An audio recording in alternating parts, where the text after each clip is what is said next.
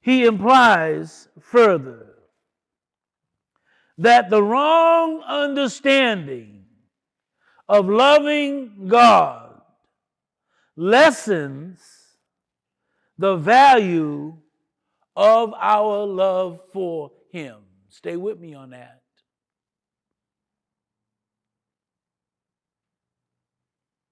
The wrong understanding of loving God lessens, belittles, devalues the value of our love for him. We are loving God less because we got the wrong understanding. We are loving God less because we have the wrong understanding.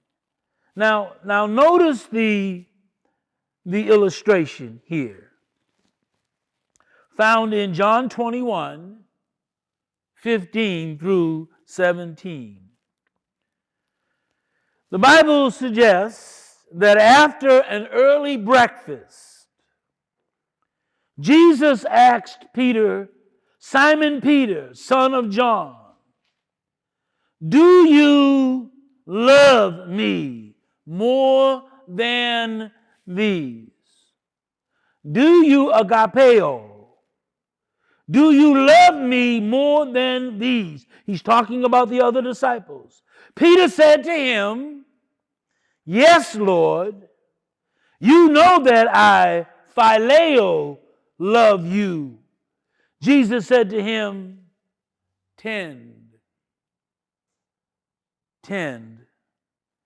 my sheep. He said to him the third time, Simon, son of John, do you love agapeo me? Peter was grieved because he said to him the third time, do you love agapeo me? And he, Peter, said to him, Jesus, Lord, you know all things. You know that I love, phileo you. And Jesus said to him, tend my sheep. Now I want you to notice this. The Lord's point here, if we do not understand what God is seeking from us, we will always give him less than he commands. If we do not understand what he is asking for, we will always give him less than he commands. And I don't know if you figured that out yet, but that sounds like disobedience to me. Because I have a Bible, and I am sitting under the gifts of the church. So I have all the opportunity and the potential to understand exactly what God is asking for me in light of loving him. Without giving God the love he desires, that will also strain his will from being fulfilled in one's life. I want to say that again. Without giving God the love he desires, that will strain his will from being fulfilled in one's life. The love that Jesus had for his Father and the love that the Father has for Jesus is the love that Jesus, God, is looking from us. He ain't asked you to love him like your children. That's an inferior love.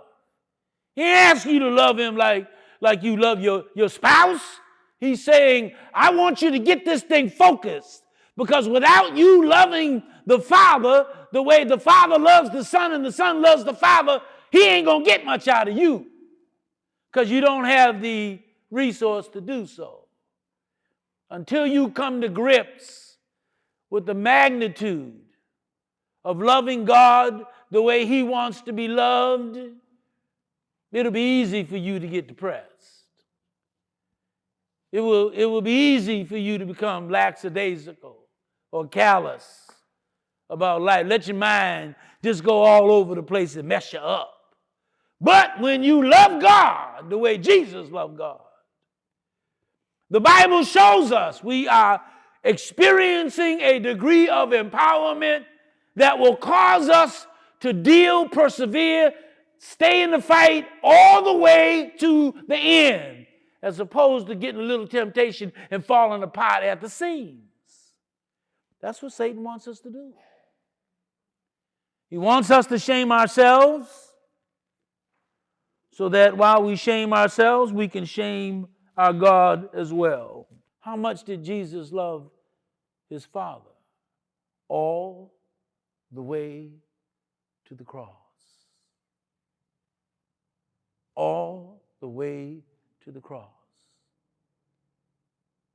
Can you imagine the depth of diligence and responsibility that's going to have to mature in a believer's life to acquiesce to that stature? Hello? It means we can't be letting days go by without us studying the Word, exploring meaning, praying and asking God to give us insight that we don't have, so that the things that we're doing match up with His expectations. The things that we are doing match up with His expectations. And there's no doubt in my mind, brothers and sisters, in my own feeble understanding, this is going to be a maturation process. But we got to get with the process. We cannot be content with loving God naturally, intellectually. We need to focus steadily and convincingly on our responsibility to love God the way Jesus did. The example of Jesus is vivid before us. Therefore, we have no excuse. Throughout the scriptures, number one, it was based on faith. Jesus loved the Father based upon His faith in Him. He loved the Father based upon His assurance that the Father would enable Him to go successfully through the challenges that this world would put on Him. It was based upon His respect for God. You know, we talk about respect for our mothers and our grandmothers. How about respecting God with an increasing application, ideal application? And as He carried out the Father's expectation, lastly, in John 17, I believe it's number 4, as an illustration of how He loved the Father. The Bible says, in paraphrase, that Jesus glorified the Father by doing the things the Father called Him to do. And you and I can achieve the same when we love God the way Jesus did.